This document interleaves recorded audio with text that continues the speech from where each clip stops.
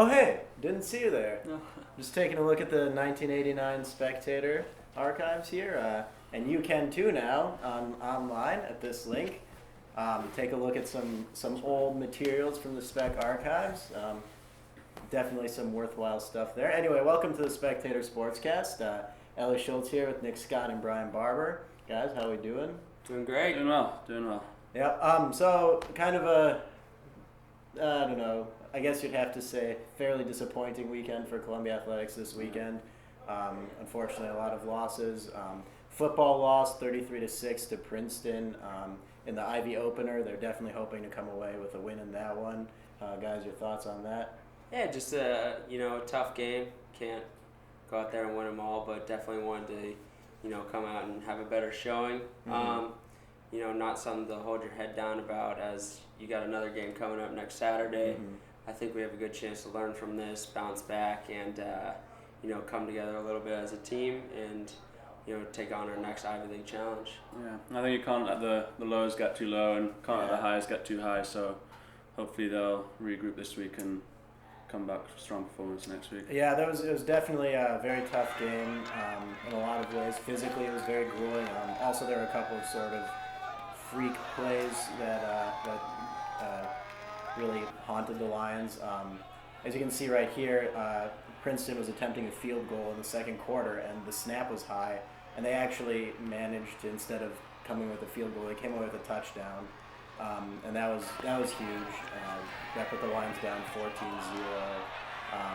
Then again, physicality was huge. The Lions were bumped around a lot. Sean Brackett got hit a fair amount of times, got sacked I think 5 times.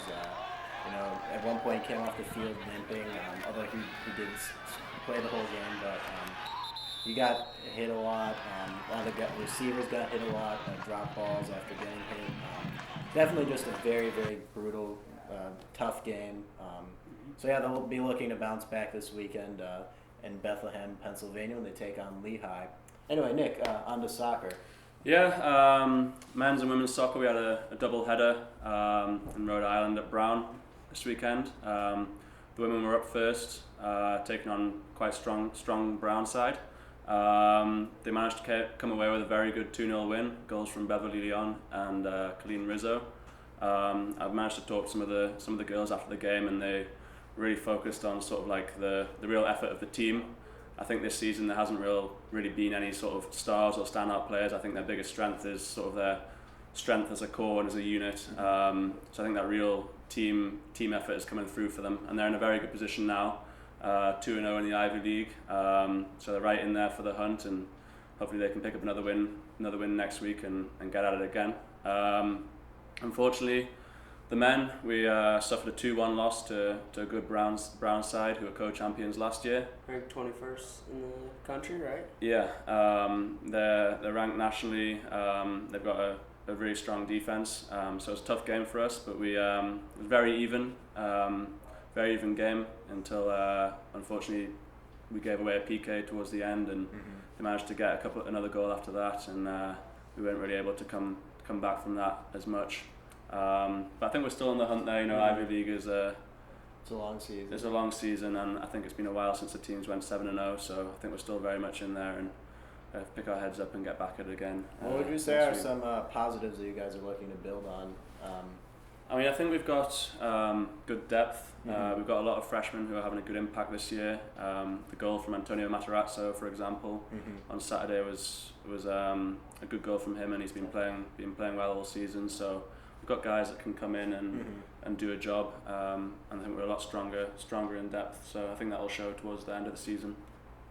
And then on to field hockey. They suffered a loss at the hands of Princeton, Right. 8-0. Princeton has a gang of Olympians, and a very solid squad, ranked number 2 nationally. Yeah. And also, I think 7-time defending Ivy champions. Yeah. So coming into the game, we felt like it was a little intimidation factor as they came out stronger than us in the first half, but we bounced back and played them, I thought, pretty evenly in the second half. Real tough game for us, but kind of showed us a marker where we're at, and still have a very good chance to be at the top of the Ivy League in field hockey. And then on to volleyball. Volleyball split this weekend against Brown and Yale. On Friday night, they had a good comeback win against Brown, Right. which was big for them because, going into the next game against the defending Ivy League champs Yale, they, need a little momentum going. Unfortunately, against Yale, we weren't able to pull out a victory, but I thought we played them very tough and competed the whole time, and never could really get over the hump. Lost a couple games by 2-3 points, and make or break. Those kind of hurt you, and couldn't really battle back after losing that second game, which was a crucial game for us. And then they battled the whole time against the Yale squad, but came up a little short. But still think they have a good chance to compete for the Ivy League championship. Yeah, hopefully Megan Gorn, last week's guest, she can sort of rally the girls this week and get them rallied up Back for on the track. back Oh, on I'm track sure next she weekend. will. They've been good all Yeah. season. They should be able to weather this loss. Yeah. Yeah, I think so. So anyway, I guess not a very somewhat forgettable weekend for a lot of teams, but what are you guys looking forward to next week? I think obviously just some wins from our teams. It's Right. always nice to see W's in the column. Right. For all teams. So I feel it's like sort of a buzz on campus. Yeah. When the teams win. So hopefully we can have a positive weekend next weekend. Definitely. More wins and also more questions sent in for the gang. We had one question sent in from Skate Mom out in California. Crazy, but send in your comments, questions, whatever you have, and anything you want to change about the show or Yeah, feel free to recommend leave a to us. comment right here on this video. Hit us up on Twitter at CUSpecSports. Email us, podcast@columbiaspectator.com.